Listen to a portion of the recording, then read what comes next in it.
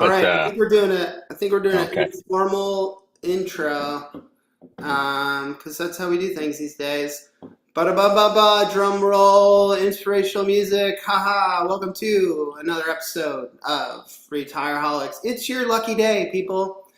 We do not have nerdy Chad Johansson on the show. He's been replaced by a far smarter, much better Josh Itso. Welcome to the show, Josh Itso, as a host for today. Rogue Guy is also not here because who gives a shit about Rogue Guy? Nobody, not me, that's for sure. So we thought, let's have some fun. Let's bring in Devin, who is, you guys haven't met Devin really, but he's part of our sales team that's not on the show. So he's our internal sales consultant, soon to be an external sales consultant. And welcome to the show, Devin. Good to have you. Filling in for Roby. So let's kick it off. When we get the big guests, like the guy we have today, I'm always fired up to do a song. So remember when I said it was your lucky day? Well, it's not, because I sing a song for you all. Let's find my lyrics here. Here we go. Let's find the music. Here we go, and a 1, and a 2, and a 1, 2, 3.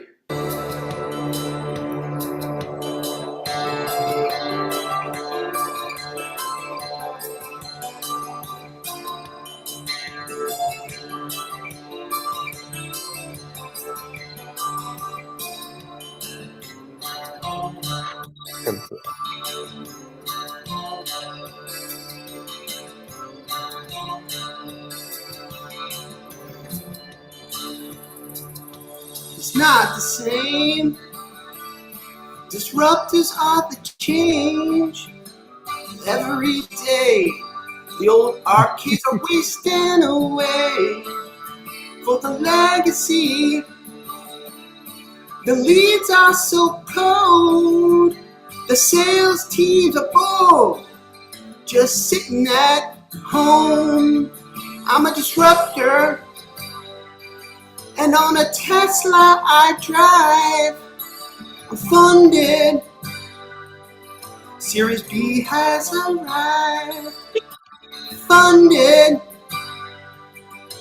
Millions are mine.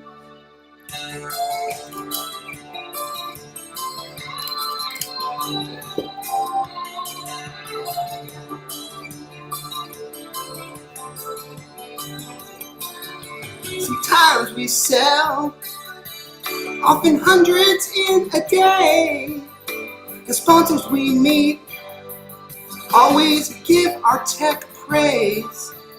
Sometimes you want to pay by the payroll that you link and proposals digital form.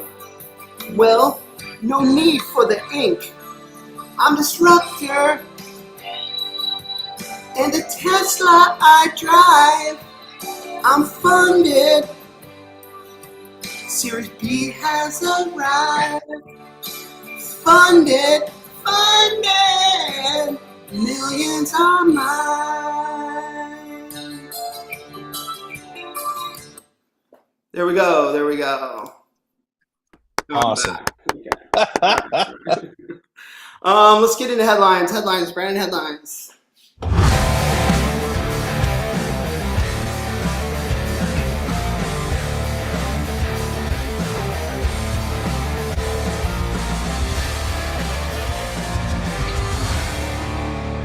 I will say, Jay, Yes? last week was a little bit more passionate. Oh, sorry. I think I had a few more beers 2 weeks ago.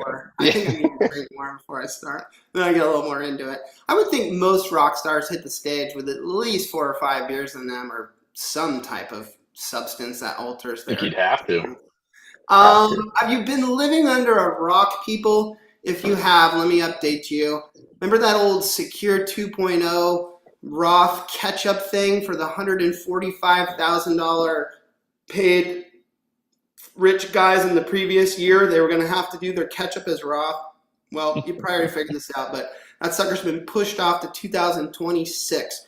Thank God, God bless everyone that was involved. But just wanted to bring that up in case you, again, have missed that. Let's next do a Thank little. God they also addressed the catch-ups not going away for 2024 too. Dude, were we ever really concerned about that? I just wanted to hear it, man. I just needed to hear it. I think that was ASPA. I'll drink. That's literally the most Justin has said anytime I've ever been on. Because you talk 90% of the time, pal. I can't get any words in. I think that was I'm just proud of you. They were Thanks, bud. overly nerding out on that one. We all knew that catch-ups were not going to disappear. Come on, let's be real. Let's do a little quick headline on the, if you remember the ForUSAll and the whole crypto thing with the Department of Labor. So I think it was a lawsuit. I'll call it a spat.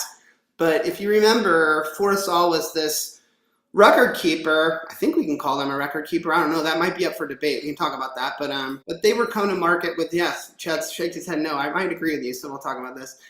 They were coming to market with this, hey, you can do crypto in your 401k, and that was a big deal for them. Well, then the government comes out with this, I forget what we called it, but it was like this bulletin that was like, look, probably shouldn't do this. These are the reasons why. And I think they went so far as to say, if you do, we might come sniffing around your plans for a variety of reasons. ForUSAll then cries and whimpers and shouts out to the world like, no, you can't do that. That's not fair. You're hurting our business model.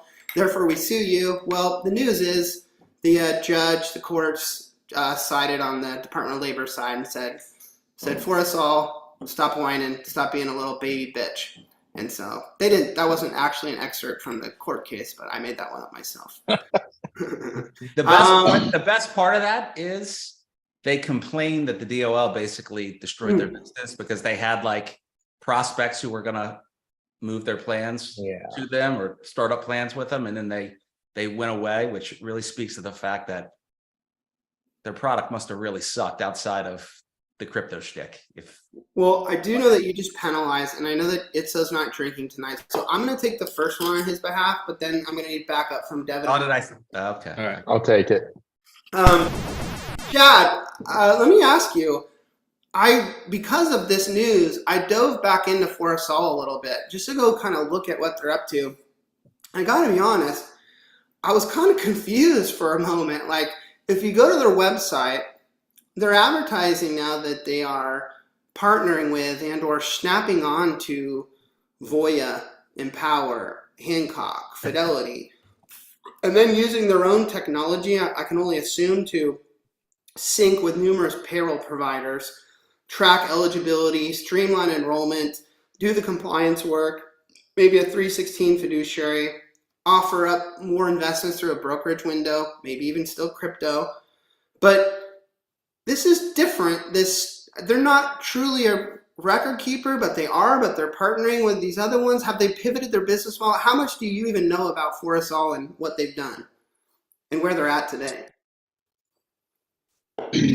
Well, we do go way back, I guess is the right way to say it. Shin and David were the two guys who started the company. They came out of Financial Engines, and they originally, I do believe, wanted to be a record keeper and TPA combo.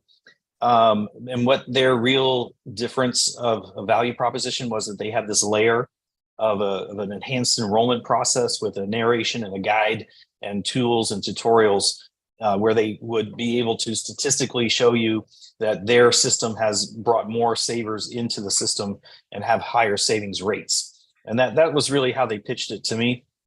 And I think what happened, and in tonight's episode, as we talk about any of our competition, I'm just going to caveat it right now to say, I know what I know. What is the acronym? You said third-party administrator, but finish your thought and then you can catch up on your penalty drink. Gosh, all right. I was going for 0 tonight. Anyway, so Good luck. they, I think what happened. What I was going to say is that anybody I talk about tonight, right, is my own knowledge. It may be accurate, it may be inaccurate.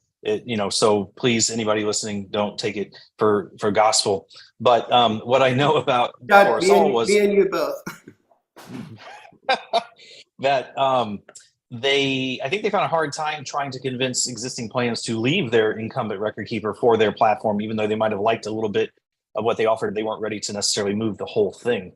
And so my understanding is that what they did was they said, well, let's forget about being a record keeper and let's put our layer on top of other record keeping platforms as a value add. And I think that's what that's what's being reflected there in that in the website and what you just said, Obviously, JD. as an industry person, I could kind of go to ITSA on this a little bit here in a second, but that's really weird to me because I'm not used to seeing something like that or anything really similar to that. But I gotta applaud them for looking at something from a different perspective and trying something new. And who am I to say what would take off or not take off? But definitely unique to say, look, we've got all this cool technology that will help with enrollment, plan design, setup, wellness, all these other things, and then snap on top of a record keeper like Voya. This will kind of go to a later discussion we're going to have tonight, but wouldn't Voya be like, why the hell would we need your stuff on top of our stuff? And then there's the whole advisor community. It looks like they have this Advisor Plus solution where for like, what was my notes? Like it's like 20 to 40 basis points. They can, from what I can tell, become like broker of record or something. So have you sniffed around this thing at all? And what are your thoughts? I haven't. I mean, I feel like, it's been interesting and just in the small market. And kudos to Chad and probably you and Employee Fiduciary, kind of the OGs kind of in this market. And then you got Aaron and Vestwell. And I just think ForUSAll got left behind. Like came out, tried to differentiate, saw how competitive the market was, kind of planted their flag around this crypto piece. That goes away. I don't know how much they're funded or not, but it's like, okay, now we got to pivot, plan B. What are we doing? We'll do this Advisor Plus. I just think advisors don't like to change stuff. And so I think they're going to have a really hard time. I think ForUSAll had something to the tune of like $50 million in some different series that were funded. Like Chad said earlier, I could have that wrong, so don't hold me to my numbers, but something like that. So no, it's not pennies; it's a decent amount. It's not to the scale that Guideline and Vestwell and Human Interest have done it, but they definitely had tens of millions of dollars behind them, and I think that was well said. And so I think they came out with something, and then to Chad's point, they kind of had to pivot. And I tend to look at pivoting as like, haha, you fucked up, like you had the wrong business model, but that's naive of me. Sometimes you pivot. I know this happens in the tech world all the time. They build something, it doesn't work the way they wanted, so they kind of pivot off it a little bit to something different, and they have a huge success with something. So I don't know, who knows? I think you have to be iterative. Is, really taking kind of like a build, test, validate, right? Build something, launch it. I think advisors would learn a lot from this. Is you should try to test out ideas, theories, be like a scientist, have a hypothesis, run an experiment, see if it works. If it does, lean into it. If it doesn't, it's okay to pivot. That's how you get better iteratively over time. I agree. So we'll see. You mentioned Employee Fiduciary. I'm going to talk about them in a bit. But before we do, Justin, is it all right to give our guests a formal introduction so everyone out there? Go right ahead, pal. You're the intro guy. Oh, I thought you were asking me if you could give an intro. Oh. So I was like, yeah. You did these other two guys. I had something ready to go. But anyways, should I start? Yes, please. All right. He's a nationally recognized go-to expert on retirement and also a documentary producer. He's been quoted in publications including the New York Times, the Wall Street, Bloomberg, Wealth Manager, and yes, he has made the cover. For anyone who remember last time he was on the show, I completely foobarred that one. I'm not sure of what, but he has made covers, yes. He has made the cover. The only one that matters. He's the only guy I know that's still rocking a full hawk. He's the El Jefe of Ubiquity Retirement and Savings. Ladies and gentlemen, Chad Parks. Chad, welcome to the show. It is a faux Thank hawk. you. Is that what a faux It's hawk? just the way this thing is. It's all right. It's more of a military. Don't lie. Whoa. You put a little something. You shape it up in the morning. I know you do. Yeah. Yeah. There you go. That looks good. That looks real good right there. Yeah. Okay. Have you all seen the is it the National Association of Plan Advisors? Their 2023 Advisors Choice Top Record Keepers. Take a look at this if you can, and you can click on a link here and it'll show you the actual list of these. We did this last year. We looked at this. I'm going to pull it up myself here. And I want to, if you guys had a chance to look at it, and did you look in the, I'll look in the micro plans for once here. And let me explain how they do this. First of all, I think it's cool that instead of surveying plan sponsors, they're surveying advisors. I think Chad is nodding his head in agreement. Mm-hmm. I think it's cool to get an advisor's perspective. They're the ones that are in the weeds and kind of understand this stuff. Albeit valuable to get a sponsor's opinion, sometimes I think a little more valuable to get an advisor's opinion. And then when you look at the rankings, you need to be crystal clear that these are not in order of 1 through 5. They simply give you the top 5, and then they line them up alphabetically. So all you know is these are the top 5. You don't know who's number 1 or who's number 5. And then they put in different areas of services like participant tools, calculators, regulatory staff, the plan sponsor website, participant statements, educational materials, all these different areas. But what stood out to me, and I mentioned this last year, so sorry to be a broken record here, but I see names in the micro space, which is 0 to 1 million, of Empower, Hancock, Voya. I see a Vestwell, and I go, okay, that's cool. It makes sense to me. Aaron Shum's making some headway with some advisors. Okay, I see names like the Standard, American Funds, but then I said this last year, then there's this 401 Go again, and it's in every fucking one of these things, and I'm tripping because I would think a lot of these answers would be companies that are at scale, and I reached out to 401 Go last year. What's the dude's name there? Well, I'll find it for you in a second, but I reached out to him. He said that they're coming close to 1,000 plans. And then Jared Porter, and that they were going to push past 1,000 here soon. And I'm thinking like, wow, they're still pretty small time. Like, how are they getting to the top of these rankings? Any thoughts, Chad? Have you seen 401 Go at all? Yeah, I came across them at one of the conferences here a couple of years ago, and spent some time talking with them, getting to know what their business is. And I think they took an approach that we all have taken, all of us who you're comparing to tonight, in that, we recognize there's a need, we need to do something better. Let's bring some new technology to the table, something fresh. And, to my surprise, I learned that they have built a proprietary platform, which we all know is not easy to do. And that they have invested a lot in their UX and UI and have a pretty slick experience for the people. And that's why they're showing very well in these. What was the acronym? Yeah, it was. I don't know what the word is. It was a user experience User thing. interface. Yeah, user interface. Oh my gosh. All right. User experience, user interface. Okay. Yes, you got me. Wow. Somebody's really, really paying attention. And I have respect for them because they are trying to make a difference just like we all are. And I'm glad that they're here for it. Yeah. If anyone remembers, I think 401 Jake was involved with them back in the day. That's right. I thought kind of on a higher level, but anyways, he parted ways with them at one point. And I remember Jake telling me their business model and then telling me their pricing. And I was kind of being an asshole, go figure. And I was saying like, how are you guys gonna make any money on this? They charge $9 per month per head, so $108 per participant. It looks like they've got like 15,000 participants if I had to guess at it. So if I kind of back in this math, I think maybe they're making 1.6 million or so on on that billing fee. And again, I'm taking some guesses here at some things. They also mentioned 8 basis points in custodian fees. And Chad, I think this is your area of expertise. When you see 401 Go doing 8 basis points for custodian, do you think that's a direct offset? Like the custodian, the Matrix, the Schwab, or whatever is making all 8 basis points, or does 401 Go get a sliver of that, like 2 or 3 or whatever?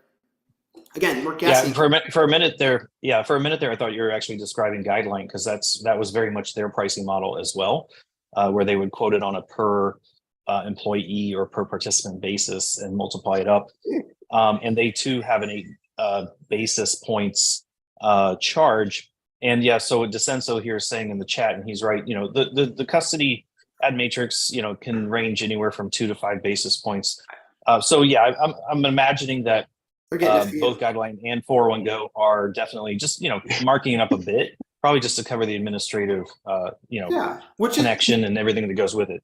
and that's fine. So what did I estimate here that maybe shit. I was thinking maybe they get 2 or 3 basis points, and I thought that might slide them an extra $1 million or something. So maybe 2.5 million is their revenue right now. I think they also had like a 2 million seed funding.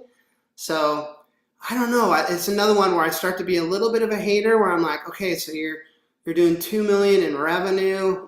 Someone gave you 2 million to start the company a while ago. Like you better get on a growth path somewhere here. Maybe they are to get to some point to start paying that money back and be profitable in some way. But JD, stop being such an asshole. I started my company. I started my company in 1975, and we just have north of 1,000 plans. So they're clearly moving at a faster pace than fucking I am. So I guess I shouldn't be giving them too much shit. Well, you're so old economy, JD. That's why you're old economy. Don't forget, it's a new economy. It's all about the eyeballs. That's what we need now. Yeah. But how dare me point? Does anybody think the utility of those awards is all that good? They look kind of. I mean, it's interesting. If you talk to 2 advisors and you ask them about a record keeper, like one's probably going to love him and one's going to hate him. You can get, you can get a mix. And it really comes down to like, who do you have the best relationships with? Who do you get the most resources from? So, it can, but I think we live in it. I think you're being old school there. It's on a little bit. Oh, if I say that, that's an actual penalty, isn't it? I'm going to call him Josh tonight. I think we're good, aren't we? He's on. I think you're being a little old school in that.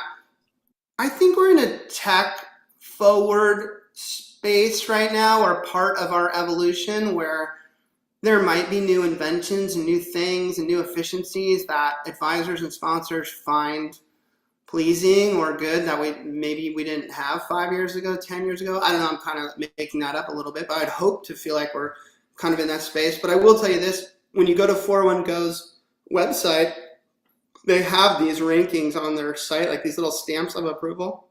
And if I was a consumer, I'd be like, oh, wow, it kind of makes me feel like they're doing something good there. So, Will Hacker, no, I did not. I was opening a beer. What would be interesting is if in the survey, number one, they should rank based on answers instead of just saying, hey, here are the 5, in my opinion. But the other thing would be trying to be politically correct. I feel like they can get pats on the back from all 5 of them instead of creating a war. But maybe it's alphabetical. Interesting would be based on named ourselves AAA 401k. Is having advisors say, "Hey, I like this, but how many plans do you have with it?" Be interesting to compare that. And by the way, is that so bad? Like the fact that they have 1,000, or maybe they're beyond that. Maybe they got 1,300 now. I mean, if they're doing a good job, and like Park said, if they built their own tech and it works efficiently and they don't need a lot of the overhead of the big companies, like it doesn't necessarily mean it's a bad thing that they're small and nimble or whatever. Let's talk about another small one. In another headline, it is Eric Droblian. I've always known this guy's name at Employee Fiduciary. He is Employee Fiduciary is in the limited liability company is calling out on the Department of Labor to improve 401k fee transparency. He's kind of gone to the press with all this. I don't know why I'm in such a bad mood picking on people today, but I've known this Eric guy. It's normal.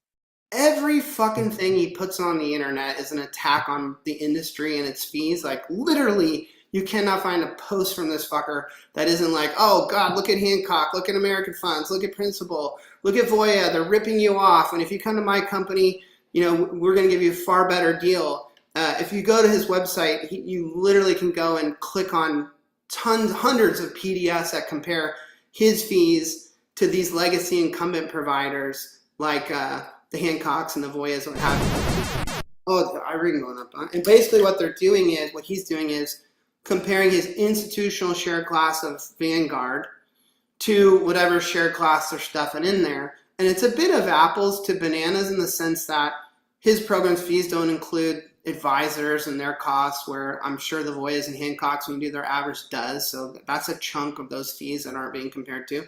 you're also comparing actively managed funds to a list of passive, institutional share class of funds. So that's a bit of an apple and the banana type of comparison. So I don't know, but this company is, I believe, at about 5,000 plans with $5 billion in assets, 145,000 participants. So their average plan is about $1 million, which makes sense to me.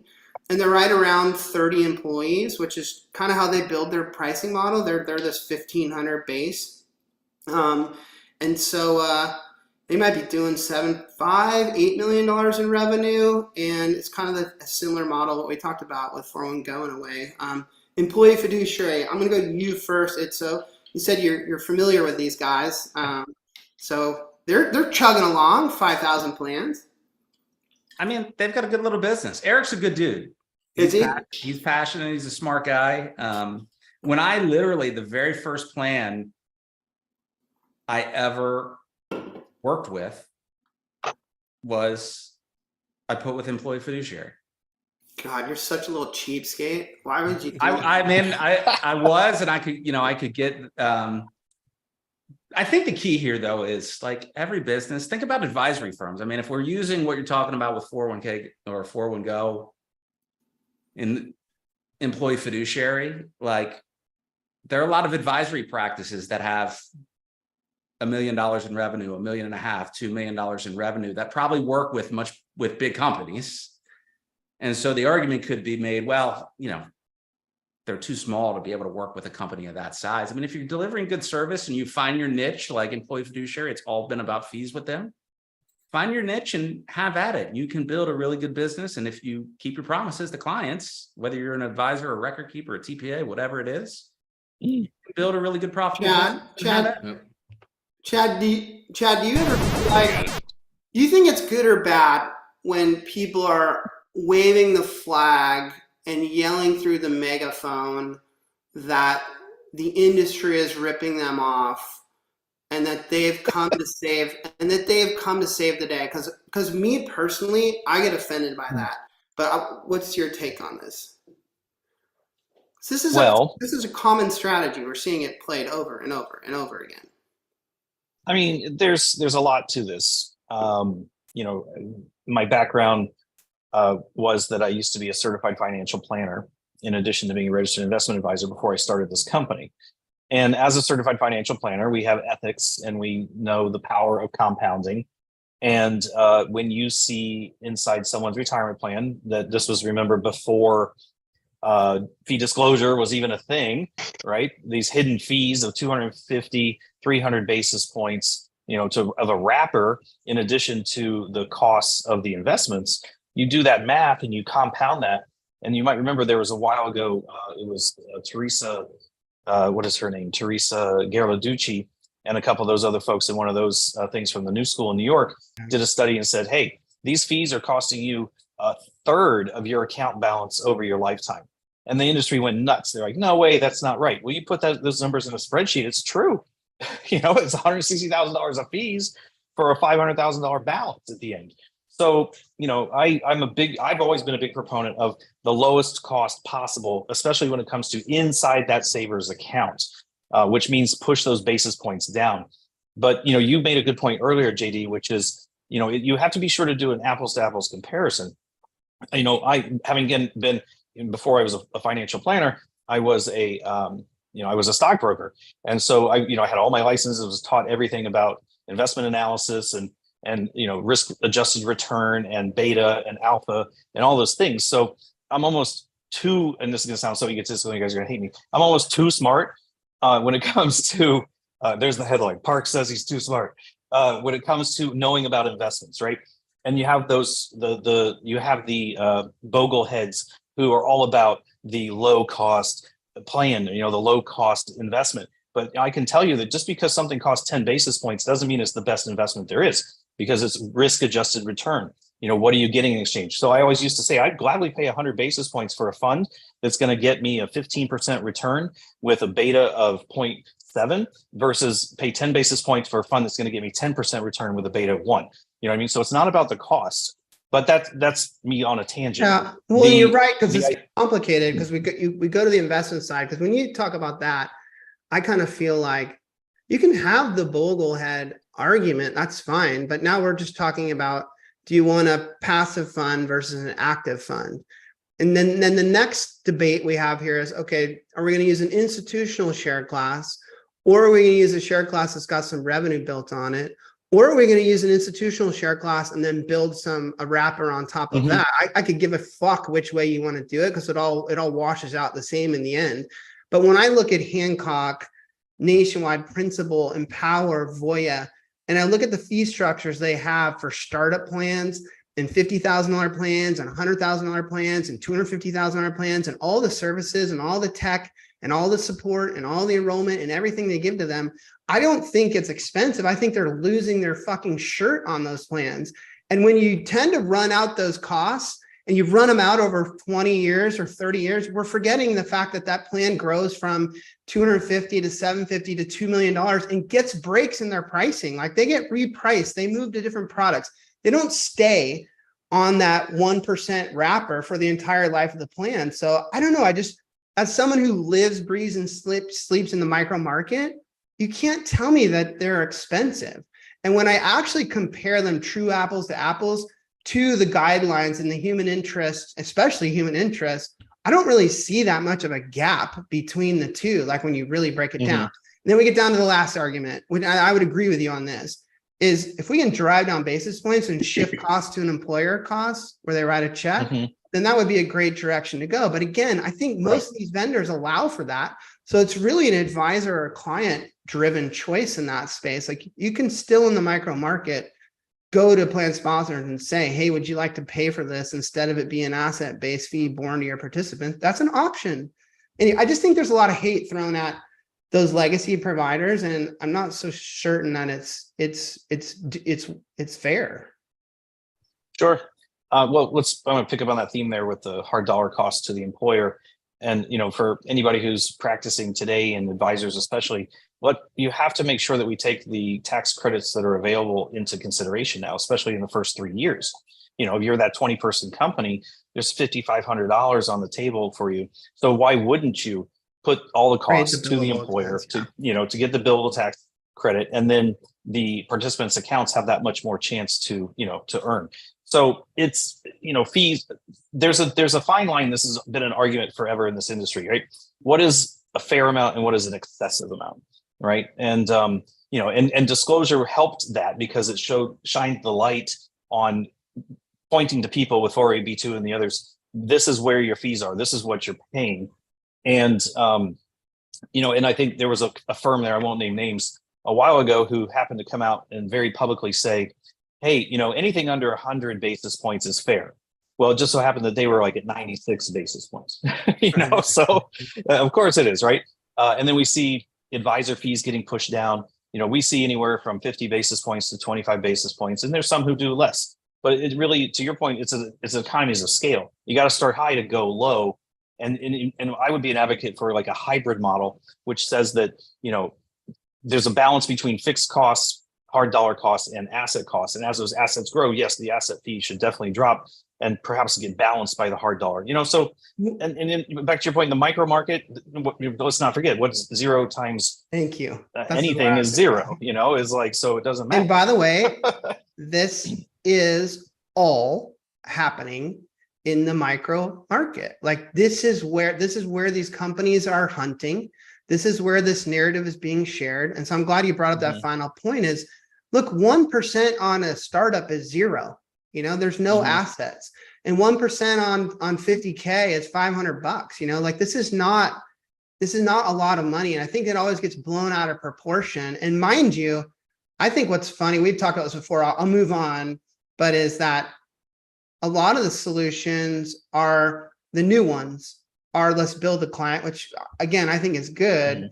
But when you really, if you were to convert that fee into basis points, it's actually more expensive than a lot of the micro kind of legacy providers. It's a shit. Yeah. I mean, well, and that's again the sort of misuse of this fear factor.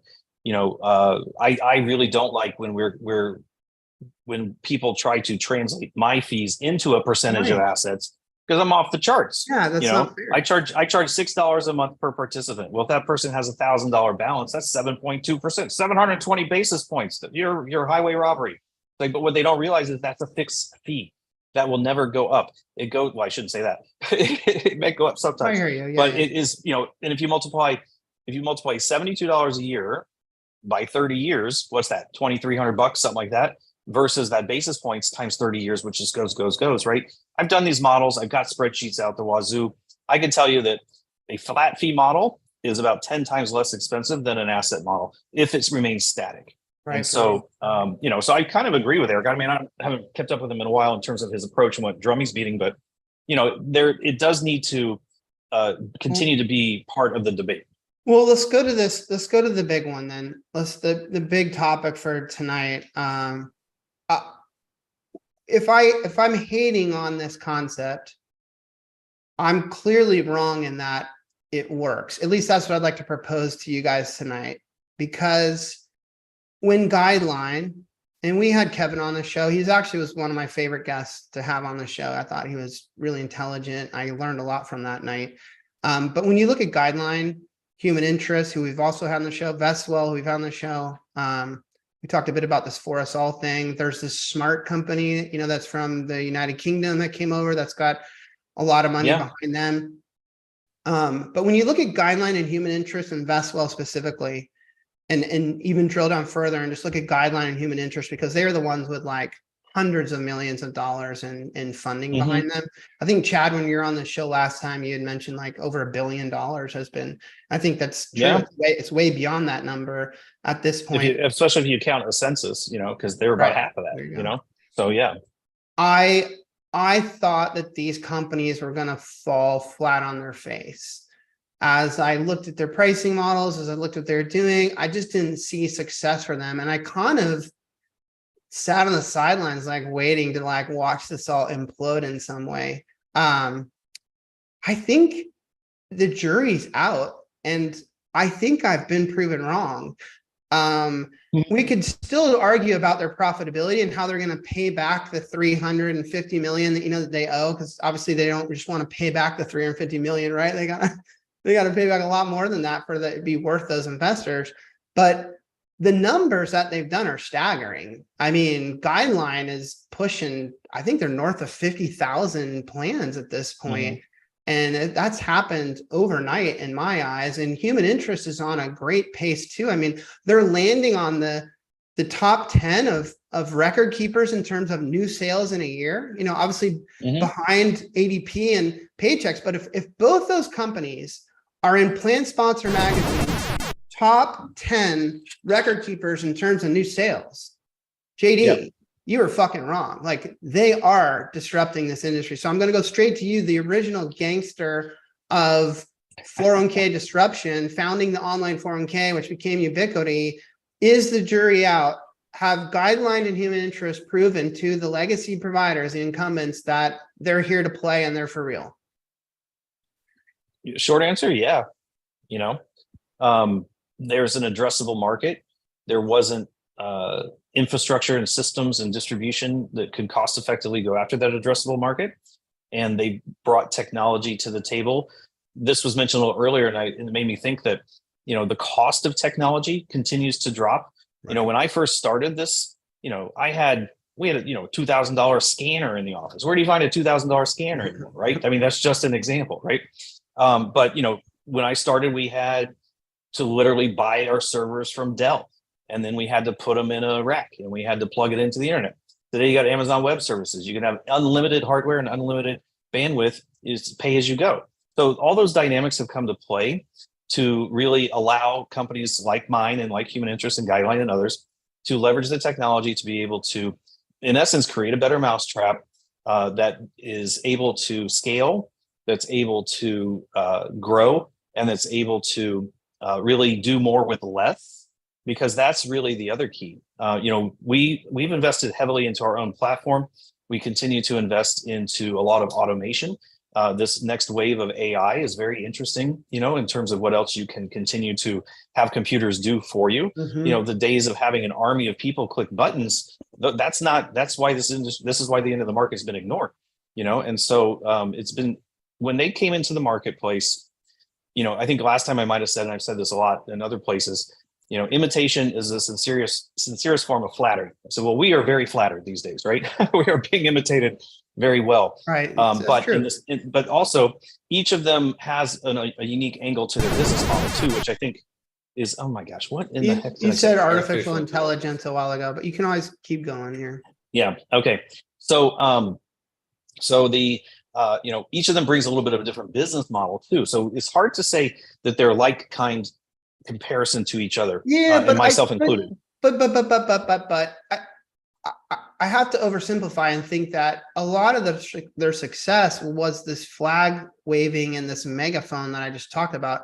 Both Guideline and Human Interest did that in spades. Like Guideline had fucking signs up at bus stops and shit in New York. Oh yeah, no, I know. I was basically and in San saying, Francisco too. Yeah, your 401k is ripping you off, and we've come here to save you with lower fees. I mean, they both beat that drum, and all I can say is I feel like it worked in the micro space. Well, wait, we've talked about this before. We don't spend a lot of time. They obviously leverage their partners too, right?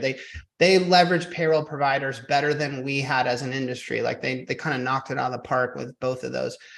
Chad, you're an entrepreneur. You've created a successful company.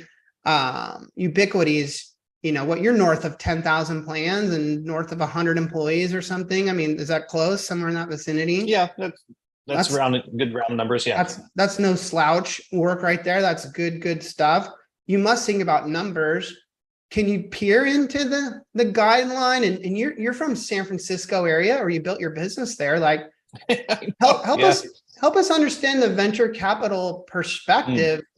I gave Guideline 350 million. That's great that they're building up and getting market share, and maybe I'm encouraged by that, but at a certain point they got to churn like a solid profit and like get me my money back 10x, 20x, 30x or something, right? I mean, how do you peer into those numbers? What's your take on it? That's an excellent question. I'm glad you set that up for me, because this is really key for, I think, everybody to understand. And that is, I kind of joked, JD, that you're old school or old economy and we're in a new economy, right? Because that was the buzzword in 2000, 2001. But to put the lens of professional investors, venture capitalists, private equity firms, you have to look at the business as something that is creating shareholder value.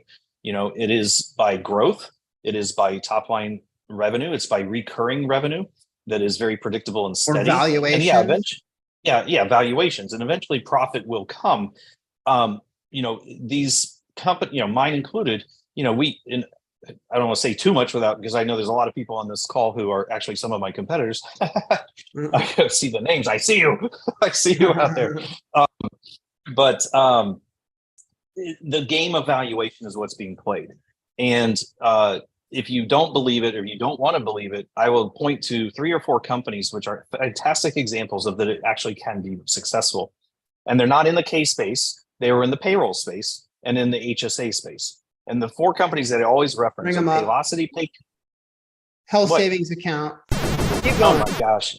You guys, come on. All right. I think I had like 14 last time. So as long as I do better. So some companies succeeded over there. So the Paylocity, Paycor, Paycom, and Health Equity are 4 great examples. So go to Yahoo Finance, look them up, look at their tickers. They were all in that same boat, right? They were all about 25 million of revenue.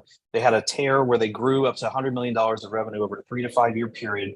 That was enough to qualify them to basically jump through the window and go public, and go look at the valuations that the public market is giving these companies. As long as they continue to grow. So there's an out that makes sense to me. So the initial public offering, I get it.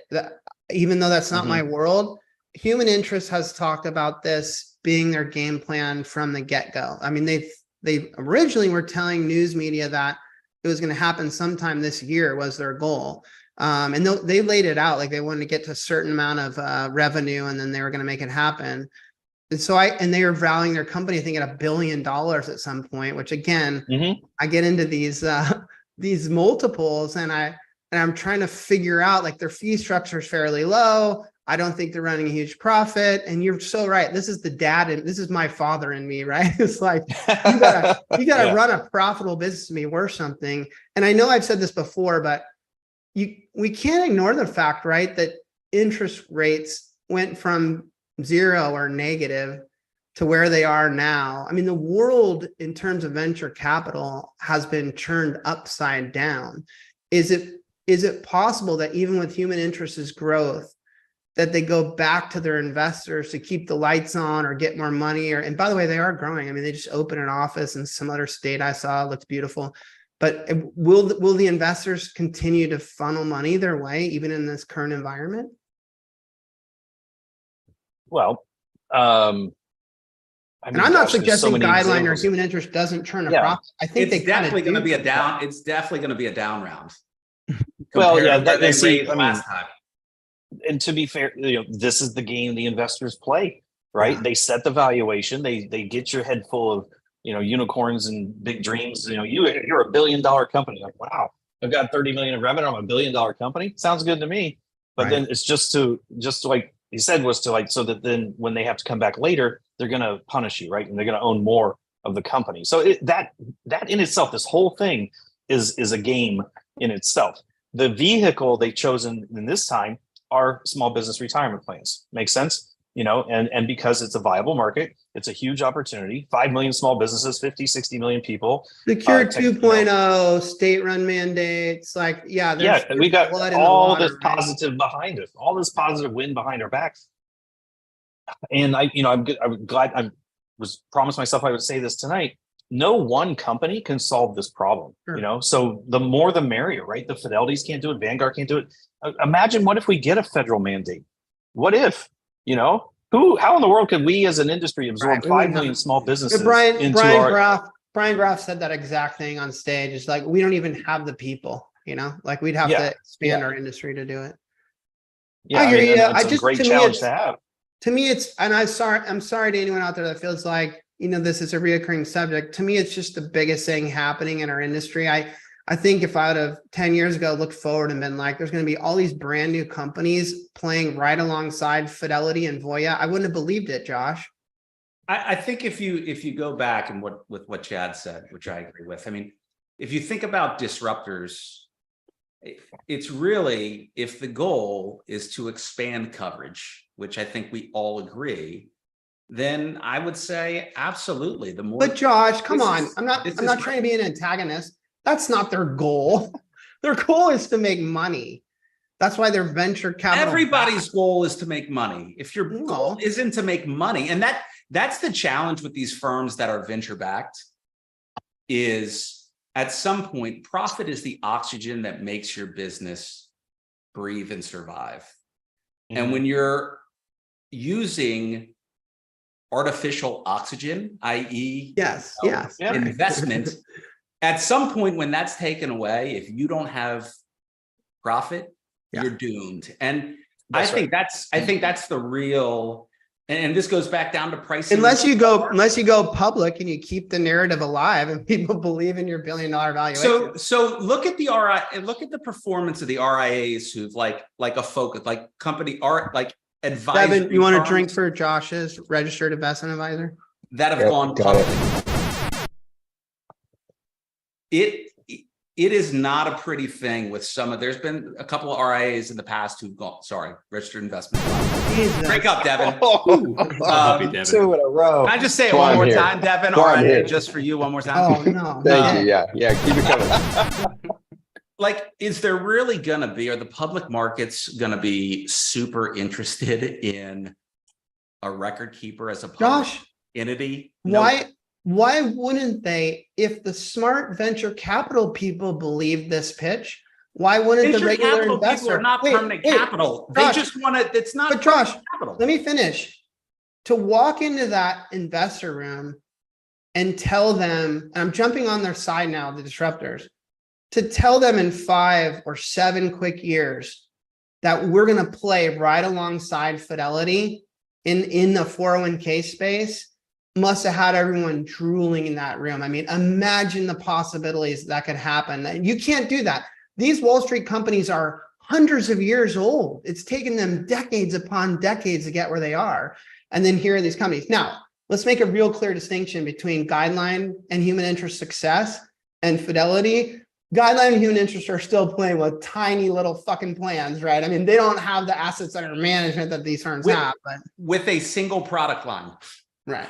Well, fair enough. I mean, if you look at what, Stripe, if you know Stripe Yeah. kind of runs the internet of every startup. I mean, my app, like our billing is done on top of Stripe. Right. Stripe was valued 2 years ago at like their last round at like $100 billion. If you guys listen to like the All In podcast, they were just talking about this. Yeah, I love that podcast. It's a great Those guys are awfully smug though, but I love them. They're super smug. But what they were saying is they think that down round for them to go to raise additional money is that their valuation is going to be 40% of what it was before. You talk about $60 billion of valuation gone. Yeah, It's no, just that's a different insane. time. I think if you looked at those VCs that invested at valuations in Guideline and 2 years ago, I'll take that one. I think if you go back to them and you ask them and they would be honest with you around like, are we glad we invested our capital at that valuation? I think they're going to say, yep, sorry, we didn't. If you look at Chad Parks. Yeah.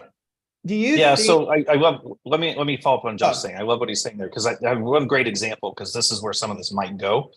Everybody remembers the firm Zenefits, yeah. Parker Conrad. Remember, like, wow, this whiz kid created this whole company who's going to modernize healthcare and streamline and automate all the processes for the businesses they work with. Andreessen Horowitz funded them with $500 million to start. So, okay. And at what valuation? Obviously already unicorn, even out the gate. They went up, they went up, they went down, they went down, they imploded. And the last I heard, the remnants of the company was sold to TriNet for $250 million. Yeah. Okay. So even that's a lot of money, but from these, lofty It failed. valuations It to what you're failed, pointing yeah. at. Yeah. And so, it's like I said, it's a game. And one other thing about what Josh said, I think is really awesome. I love that the profit is oxygen, right? And at some point, yes, you're on artificial oxygen, or you need to get to your own source of oxygen. And I think that has been lost on a lot of them. And I'll use this opportunity to say in my own case, that is a very important focus for us. We have been profitable in the past. We have deficit spent on purpose to build the software platform, and we had outside capital to do so. But then the deal in exchange was now get back to profitability, right? We need to see this pay off. You need to be the good old fashioned business as well. You've been running a real business for 20 plus years, and I get it. Mm-hmm. At times you're going to invest and put yourself one step back to take 2 steps forward. Like, that's just good, smart business. Very different from this Silicon Valley venture capital world that, the surfer in me is just not familiar with. I don't walk in their little genre. I don't understand it. And so, it bothers me a little bit when you're coming in and you're fucking with my industry. Yeah. And at the same time, you don't have lungs that actually breathe your own air. You're on some type of fucking device that helps you breathe. So Josh, and so you're kind of fucking up the Sandlot at the same time that you're coming into play, and I don't want you to fuck it up and then leave us like Zenefits and you go under and you cause all this chaos in your wake. Oh yeah. That's where I get a little upset. And someone mentioned in the chat bar earlier, you're driving down fees with your process too. So please don't drive down fees in our industry when you're not yet profitable. And then you fail and don't work and you fucked our whole industry by doing that. Seems a little crazy. I want to play a little game, and we'll come back to this. I'm going to call, it's not a game. I got some voicemails from some people. Chat bar, I want your ears to perk up here, okay? Get your volume nice and loud so you can listen to this. I had 3 people call me. They left a message after the beep, and I want to share it with y'all today. So let me change my speaker here to this, and let me change this. Devin's like a mime. We see this. Jim is out of pocket. Here, let's try this and see if this works. I can't see you all when I go to this, so I apologize. I gotta go play it. Here we go. These are legit voicemails? What's that? These are legit too? Well, you guys listen in chat bar. Let me know if you guess in the chat bar who these people are that called me. Okay, here we go. Hello, JD. This is Fred. I am sorry to have to call you like this, but I thought we Fred. had an understanding when I had the restraining order lifted. You promised to stop coming around our house and property. Well, it turns out that my wife saw you the other day picking through our garbage cans again, and she has pictures to back up her claim. Look, I appreciate your excitement and passion for my career and personal brand, but this is my last warning. You need to stay away from our property and keep out of our trash cans. Oops. Okay, that's the first one. Let me play another one we got. So I'm a fan of the show, apparently. Hey y'all, I heard you the other day asking for some honest criticism of the show. Well, here it is. Does anyone know who this is? Genie. Let us know in the chat bar. You guys used to be great, you were educational, funny, and really tackled some valuable topics. But lately I'm reckoning you all are like hog in mud that has forgotten where its pen is. I mean, Brandon has basically been phoning it in for months. Silent Justin isn't worth 2 skinny chickens and a pile of manure. JD has a serious drinking problem, and Rogue Guy? Well, my lord, that man is just plain nuts. My advice would be more of the nerdy Chad guy, or maybe you all should just close up shop. See ya. Hashtag 401k lady. We got one more. It's a quick one. One more. See if you can guess who this is. Why? He may introduce himself. Hello, JD. It's Nevin. I need you to not tell Fred that it was me that gave you his home address. That would be that between us. And can you stay out of his trash, you little weirdo? Can you stay out of his trash, you little weirdo? I couldn't see the chat bar through that whole thing. What does everyone think of these 3 calls? This is artificial intelligence. With a little help from my friend, we copied their voices. I wrote the text, and those were not them. We made that I'm probably gonna get sued for it, but we made that on the internet, and then I wrote isn't that funny? Isn't that weird? Isn't that cool? No way. Yes. So you said I wasn't worth 2 chickens, or I was a pile of shit, or something like that. I wrote those. That's great. Appreciate 2 it. city man. chickens. So What's a chat city bar- chicken? So for advisors listening, here's what you do. Your most hated competitor, you find out who their clients are, you do Jeez, that, Jeff. you leave a This is bad not voicemail sponsored for by their PDC. client and tell their client they're fired. And then you come in to like clean up records. I had some help. Tony Davis helped me do that. And Tony Davis actually did one of my own voice, and I couldn't tell the difference. I literally thought I was listening to myself speak. So, by the way, it's that technology, it's as bad as it is right now. It's just going to get better and better and better. So I think I can have a lot of fun with it for the show. I don't know how else it's legally used, but we could do some great stuff on the show with that. But Fred, Nevin, Jeannie, I didn't have time to ask you for your approval. I'm sure you're fine with that. We told everyone it wasn't you. Come on, relax. Don't sue me. Okay. Let's go to one last topic, and we're going to push past the hour, but we won't have an after show. So we'll just go past it a little bit here. Someone wanted me to ask this of you, Chad. Proprietary record keeper technology being leased to other record keepers. And we talked about this on the last show, but like your deal with Principal Simply. Vestwell's doing a deal with JP Morgan. I think we recently saw like Smart had come into the marketplace to like record keep, but now they're somehow kind of just like going to use their technology with Transamerica on different things. So we're kind of in this weird world that, again, this old-fashioned third-party administrator isn't used to. Chad Parks, will you do more of these types of deals that you did with Principal, and or do you see this as a trend that will continue in our industry with others of your peers doing this type of stuff? Yeah, so I would put it into a couple categories because we've definitely explored this at length. And the first way to think about it is business process outsourcing. I won't say the 3 letters, but you know what that stands for, right? No, I don't really. Okay. I'm not saying it. So, and that means, that let me do everything for you. And, you can still participate in the process with your brand, with your messaging, your marketing, with your investments. That's dependent upon that you created something that they did not create, and Correct. for them to create it would be difficult. Either difficult, timely, expensive, frustrating. Okay. We've seen many organizations try. That's the biggest argument we usually get. Like, well, why should I outsource it to you? I'll just build it myself. Right. Well, we're still waiting to see all those who have built it themselves to see where they are with it, right? It's just, don't fool themselves, right? It's job protection for those people who are saying no. And then the other version of this, which you were getting to a little bit here, would be the software as a service model, which is truly licensing the software to have somebody else run it in their own shop. And that's a whole different animal. That requires different support infrastructure, that requires different documentation, that requires different training.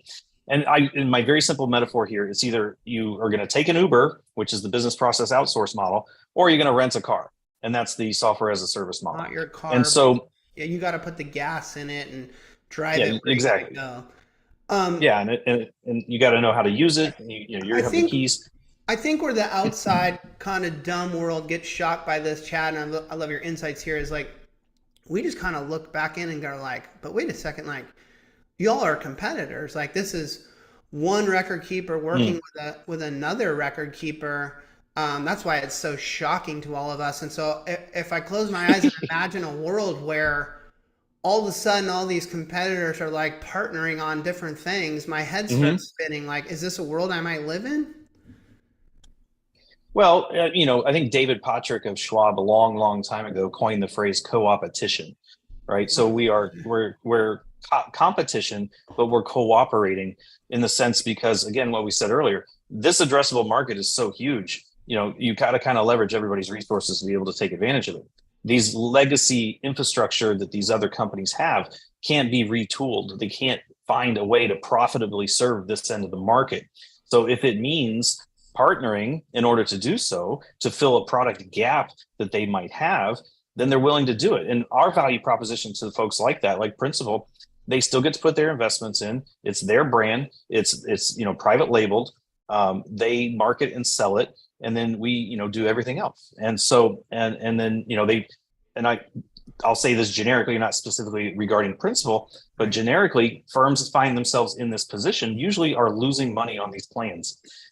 There is a report that I can't name sources, but has been said that 80% of these large companies, even though they won't admit it, they admit it in private, that they're losing money on these plans. So how do you take a loss and turn it into a profit? How do you give yourself room to grow? And you do it by parking it with someone like me, who's got the better mousetrap, and someone like Vestwell, someone like Guideline, someone like Human Interest. So and then it's not unheard of. And then you focus on distribution. I mean, it's funny, JD, you were talking about it earlier in the show around some of these record keepers where 100 basis points, the way they price it, they've got cost. They're not generating revenue until what? Year profit 6. till 5-7 years, whatever that is. Yeah. Now what they can do is focus on distribution, essentially take that cost to serve off. And just what Chad said, you can take a loss. And Chad, for you, I guess this makes sense to me. You create something, you invent, you build something that's really cool and efficient, and then you have a choice, right? Either I use it all for myself and try to take Ubiquity to new heights, or I sell this shit to a bunch of people, and and maybe the latter is the smarter business move. All right, so I literally had that epiphany. I was in our engineer's office in Tucson, Arizona. This was probably about a year before we're going to launch, and we've been a couple of years in the development of it. And they're showing me where we're at. They're showing me the system. They're talking through where we, how everything's coming together. The thing had the new car smell. Okay. It was like, oh, this is going to be so awesome. Fired up about it. Yeah. And I was like, and I've spent tens of millions of dollars on this thing. And yeah, I mean, like, where's the return for me? I got to sell a shitload of plans myself to pay for that. Or I can go and identify other institutions who probably have the same problem and would be willing to use it and pay me to use it. And so, yeah, that was exactly the decision. I remember I called up our guy and I said, I think we've got a new business model here. So it's funny, David. So Chad, would you say your biggest challenge with where you are is probably distribution? always. It's for all of us, right? I mean, And that's what you get from principal is distribution. Proving your point. very much so. Right. Yeah. I have a very efficient system. I have great economies of scale. I know almost to a T what my, where my incremental costs will be, and I know how this thing can grow. Absolutely. You just bring more to me. And that's what my biggest challenge is. It's all of our biggest challenges, right? It's a highly fragmented, even though we talk big numbers, 5 million businesses. Oh, it's great. Yeah. Well, that's a lot of, I think somebody here in the thing was saying it's all breadcrumbs, but it kind of is, it's hard to go out and get them. It's hard to bring them together. It's hard to get their attention. There's so much inertia out there in terms of just complacency. And even with now huge tax incentives, even with mandates these states have, something has to give here. That we have to get into the psyche of the small business owner and say, these things are available to you. And not only are they available, they're not that complicated. And not only they're not that complicated, for God's sakes, they're almost basically free for 3 years now. So what are you waiting for? And you basically just repeated the Guideline Human Interest sales mantra right there. So yeah, you're on it. That's it. There's an honest question from David K in the chat bar and this is the hater one, but how can Chad do what a major record keeper can't through just more agile? I think I'd like to talk about the tech a little bit. I heard Aaron Schum a while ago talk about how legacy record keepers are these huge Titanic ships and how Vestwell is this little speedboat that can run circles around them. And it kind of didn't register with me. Like, I just thought it was kind of a sales pitch, but I've started to pay more attention to this over the last few years. And it is quite shocking when you finally pay attention. And I'm working with Voya, Hancock, Transamerica, these different companies, and I need to get something changed in their system, and the type of form they send my way, like the Excel spreadsheet that I need to fill out looks like it's from 1993, and then I start to realize that their systems are very archaic, and I apologize for my lack of vernacular here, but just code on top of code on top of code, and so and so there is a lot of truth to the fact that building something, developing something today I don't know, again, the terminologies, but like stacking on technology, you can build things where you don't fuck up something in the beginning and you got to go all the way back and fix the code that's fucking up the code on top of it. And that's a big deal. And so I guess my question to you, Chad, is there's a lot of truth to that, right? That the old coding and the old systems, even Omni and Relias are looking to unveil a new product in the next 5 years or something, right? To this point. No, it's absolutely true. The code stack, okay. Anybody from the Midwest, anybody know what a tractor pull is? Chad would if he was here, unfortunately. Okay. So the tractor pull is this kind of thing that those folks in the Midwest love to do, where there's a tractor in the mud and it's got a sled on the back. And the sled slowly brings this weight up the top of the sled so that it will bog down the tractor to the point where it can't move forward anymore. The game and the challenge is which tractor can go faster and farther before it gets bogged down and can't move anymore. That's basically what's happening in the software with those legacy record keepers. That software is going to bog them down to the point they can't move forward anymore. And what do? You just scrap it and start over? That's almost an impossibility. You've invested, I know, like for example, TIA, they've invested hundreds and hundreds of millions of dollars in their software platform with an Omni instance. Teachers Institute of something. Oh my God, fine. I'll do it. So they, there's no way out in some cases. So sometimes the best way is just to start over. In my own instance, we are on our 4th generation platform. What that means is when I started, I built some proprietary web interfaces and some systems, but I licensed Quantec. You remember Quantec? Yeah, sure. And that was so I had the car and the engine model. I built the car and I licensed the engine, and it was Quantec. My 2nd generation, I went to InvestLink. So I upgraded my car and I changed the engine to InvestLink. My 3rd generation, I upgraded my car with my own stuff and I licensed Relias. When it came time for my 4th generation, instead of building on top of what I'd already built on, I took all those learnings of all the systems and all the processes and all the things. About what year is this? 2012. So around 2012. And I said, I'm not putting more on top of more, like you just said. It's time to start over. So let's take all these learnings, build from the ground up, build a system which, and I'll tell you this, I don't mind sharing this with you guys. We did an audit of how many systems we had cobbled together to make this work. We had 50 different disparate systems bubblegum together. It was like chitty chitty bang bang, right? It was ugly, but it flew. And it was just like, this can't be sustainable. So we had to go ground up, take all of our learnings, consolidate it into a new platform. And I was still looking for the engine. I was out in market. I was like, hey, I don't really know much about the actual engine that we have to use here. Can I go license one? We talked to the regular, forget Relias. That was done. We're off of that. No Omni. SRT was basically Schwab Retirement Technologies. All right, fine. This is just same kind of stuff. And then there's Sapiens and Retirement Revolution. And we looked everywhere. We looked at DST, which is a name, not an acronym. And I challenge you on that one. Yeah, I got challenge that one too. Anybody tell me what it means, I'll give it to you. Chat bar, do some research. Do some research on that one. It's something technologies, okay. I fucking guarantee you. But go on. And so all of these systems, just like you said, underneath it all was some legacy hardware, legacy code. I mean, for gosh sakes, one of them had a mainframe still in there, right? I'm like, this can't be. And so it really forced me to say it doesn't exist, and I'm going to have to build the complete package myself.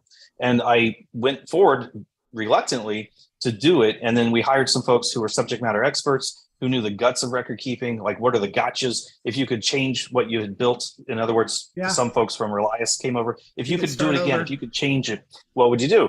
And they came and they consulted and we built it. And it was quite a lift. And we launched, and I think everybody knows we really shot ourselves in the foot there for about a year because we had some difficulty with the conversion, gave ourselves a black eye, but we worked through it. And now every year thereafter, we've just been constantly making it better. And what I said earlier about the cost of technology, with Amazon Web Services, with cloud hosting, with all these tools available to me, my costs aren't going up like this, like they were in the past. My costs are leveling or actually declining in some cases for the ability to do this. So we're at that inflection point where, software is eating the world, which I think was also a Mark Andreessen quote. And, but you have to stay in front of it. Doesn't mean that my system is not going to ever get old and bogged down. I wonder Go ahead, Josh. I was going to say, adding one element to this, the technology piece, now being in this and myself, a lot of cases, that's the easy part. I think what you also have to understand is the incentive with these really large companies where their goal isn't to do great thing, like to hit home runs. What they want to do is not fumble inside the 5-yard line. I've seen even is it baseball or football? Which one are we talking about?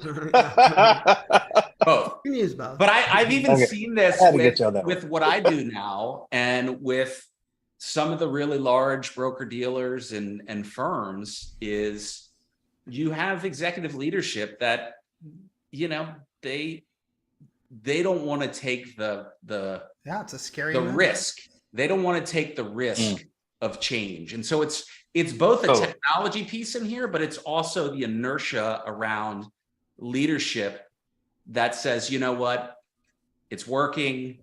I don't want to put myself, on the line here, or I just don't have the will or the desire to push something forward. It might be better, but it's working. I'm good. It's working until I'm just imagining here, but companies like Vestwell or Human Interest, I'll throw Chad's company in there, Ubiquity, whatever, have got the stack technology until they start being able to give advisors things that they can't get from Voya and Fidelity and Nationwide and Principal and Empower. And if that happens, I mean, I'm just guessing here, but you could see the tide turn really quickly. I mean, if we're in this world of wellness and financial planning and all these other kind of revenue sources, imagine if the new guard could add on things, snap on things, put things in, and the Voyas cannot. I think that could change quickly, and Voya could be sitting there going, holy shit, why didn't we make the change we needed to make? You looked like you had a thought, Chad. Well, I was laughing at Will's comment there on what, but Let's compare this industry to so many others that we have seen come and go. And it's very easy to do, right? Where's Blockbuster? Yeah. Right? They didn't adapt, right? Hey, VHS is here forever. Oh, we got DVDs now, but that's okay. People are still going to walk into my store and pick it up. You know, I won't go on. You guys know them all, right? The Kodak and, you know, how they had the digital camera and they're like, no, man, we're not going to sell this digital camera because it'll eat into our film business. Right. You could say taxi. That's a true story. I could say what? You could say taxi cabs too. I mean, there's a lot of industries that just. Oh, geez, But here's what happens. They go at that point, they're capitalized, and that's when they say, you know what, we're late. And Microsoft has been great at this. They don't invent many markets, but they come in and they've got capital. Like you could wind up one of these big boys say, you know what, we're going to human interest now, and we're going to buy them, or we're going to come to Ubiquity, and they're going to, you know, Chad, give you $1 gazillion, and you say, you know what, okay.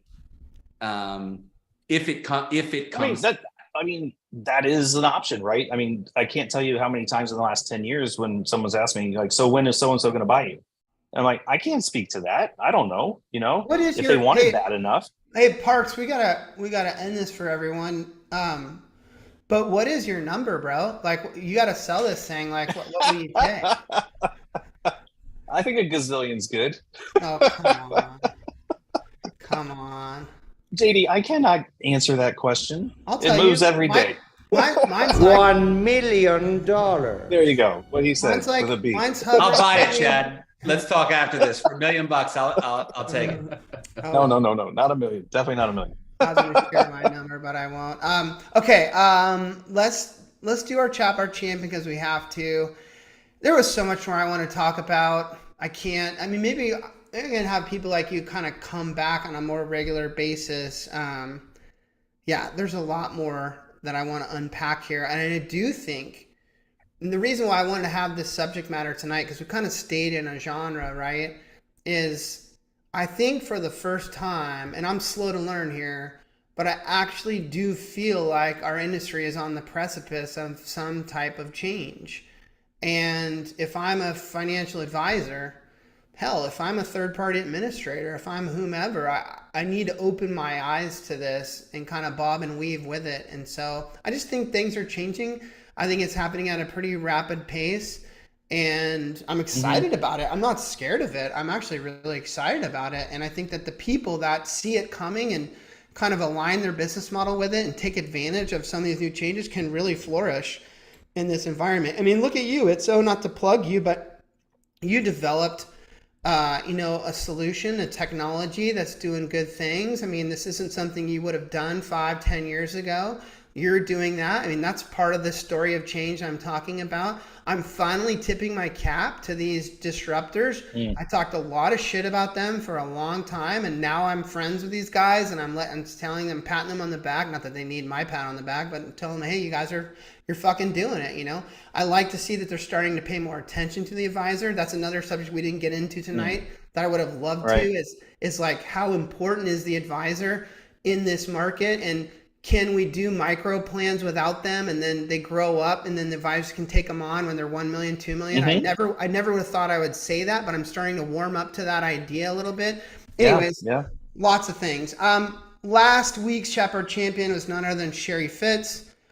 She told everyone that she loves red vines or whatever the fuck it is, so I sent her a whole bunch of fucking red vines. Okay, box checked. We did that. She got it. Was delivered to her house tonight. We're going to do Shepherd Champion again. So, Justin, your vote for Shepherd Champion tonight. Oh, this is tough. Everyone was good, but I got to go with, sorry to some of you guys, but Justin, we do this at every show at the end. You've been I know, but dude, fucking Webby was good. Hack was good. Samps was good, but I got to go Kush. Oh, Kush. He's already got a vote coming, I think. Itzo, are you sticking with Kush? 100%. I'll drink for your last name. Nice vote. Joshua. I appreciate that one. Chad, your vote for Shepherd Champion? I mean, I think it was, you guys call him Hack. Is it Will Hackler? He really stood out. Yeah. Yeah. He looks great in shorts, by the way. Devin, your vote for chat bar champion? Samson got me Sampo. a couple times. Sam's got me. Sam's fired at me a couple times. I think that works. My vote was probably going to be for Kush. I'm going to see Kush. Kush, me and you, buddy. I'm going to be at the Retirement Plan Advisor Group conference on Sunday night to watch Vince Giovinazzo.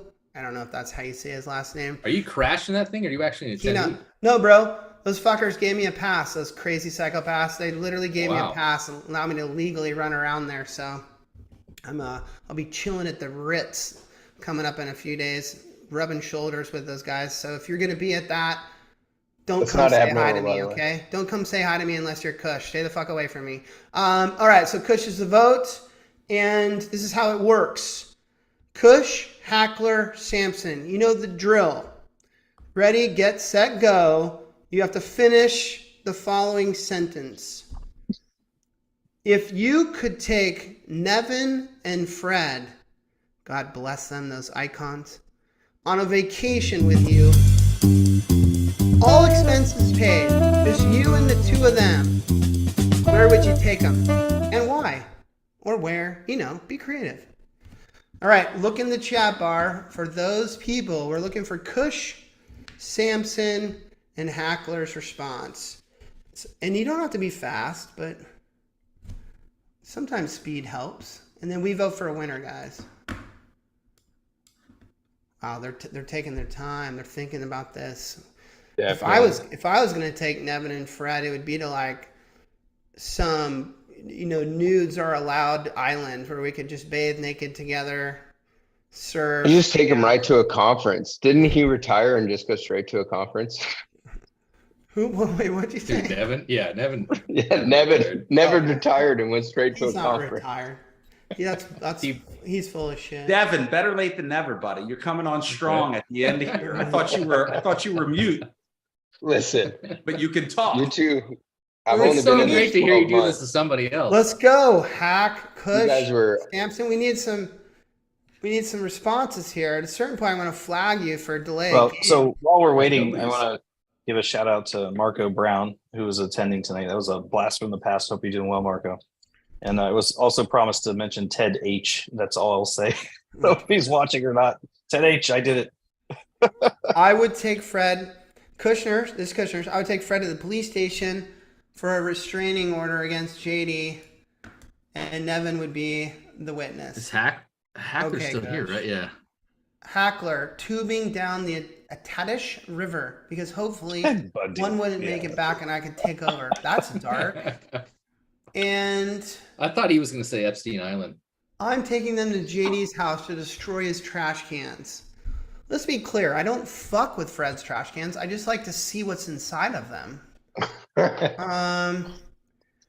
Any clear winner, Justin? I'm going to let you pick. Well, let me tell you about my best friend.